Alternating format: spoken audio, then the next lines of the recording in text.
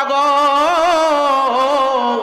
আপনাকে জানতে হবে আপনার প্রতি আপনার স্বামীর কি কি হক আছে। এক বাবা তার কলিজার টুকরা সন্তানকে নিয়ে মায়ের নবীজির দরবারে হাজির হয়ে যায়। নবীজিকে ডাক দিয়ে কয়, নবীজি, আমার মেয়েটা বিবাহের উপযুক্ত, কিন্তু আমার মেয়েটা বিবাহ বসতে চায় না। আমার মেয়ের জন্য বড় বড় ঘর থেকে বিবাহের প্রস্তাব আসে, কিন্তু আমার মেয়েটা বিবাহ বসতে চায় না। নবী গো, আপনি একটু আমার মেয়েটাকে ওয়াজ করেন, আমার মেয়েটাকে একটু নসিহত করেন, আমার মেয়েটা যেন বিবাহ বসতে চায়। এইবার নবীজি মেয়েটাকে ডাক দেওয়া বলে, এ মা, তুমি কেন বিবাহ বসতে চাও না?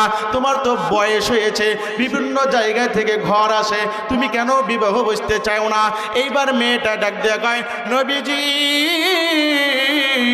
আমি জানি না আমার প্রতি আমার স্বামীর কি কি হক আছে, এই জন্য আমি বিবাহ বসতে চাই না। আমার যদি বিবাহ হয়ে যায়, আমার স্বামীর হক আমার প্রতি কি কি আছে যদি আমি না জানি, আর আমার স্বামী যদি আমার প্রতি অসন্তুষ্ট থাকে, আমার স্বামী যদি আমার প্রতি নারাজ থাকে, কিয়ামতের ময়দানে আল্লাহ তাআলার আশা, আল্লাহ তাআলার কাঠগড়ায় ধরা পড়ে যাব। এই জন্য আমি স্বামীর হক জানি না, এই জন্য বিবাহ বসতে চাই না। নবী গো, আপনি আমাকে শুনান আমার প্রতি আমার স্বামীর কি কি হক আছে। এইবার নবীজি সাল্লাল্লাহু আলাইহি ওয়াসাল্লাম বলেন, এ মা, মনে করো তোমার এক জায়গায় বিবাহ হয়েছে, তোমার স্বামীর মাথা থেকে পা পর্যন্ত বড় বড় ফোঁড়া উঠেছে, এই ফোঁড়াগুলো পেকে গিয়েছে। এ মা,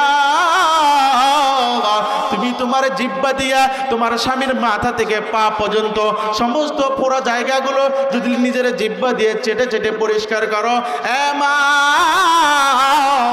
তবুও তোমার স্বামীর হক আদায় হবে না। এ মা গো,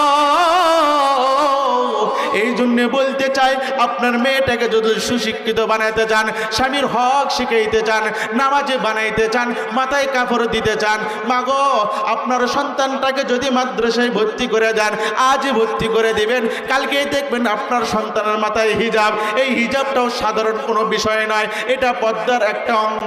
মুসলমান ইমানদার আল্লাহর গোলাম, আপনার কলিজার টুকরা মেয়েটা মাথায় কাপড় দেয় কিনা, পর্দার সহিত চলে কিনা, ও মুসলমান বন্ধু, আপনার মেয়েটা নামাজ পড়ে কিনা, এইটা অভিভাবক হিসেবে আপনার দায়িত্ব।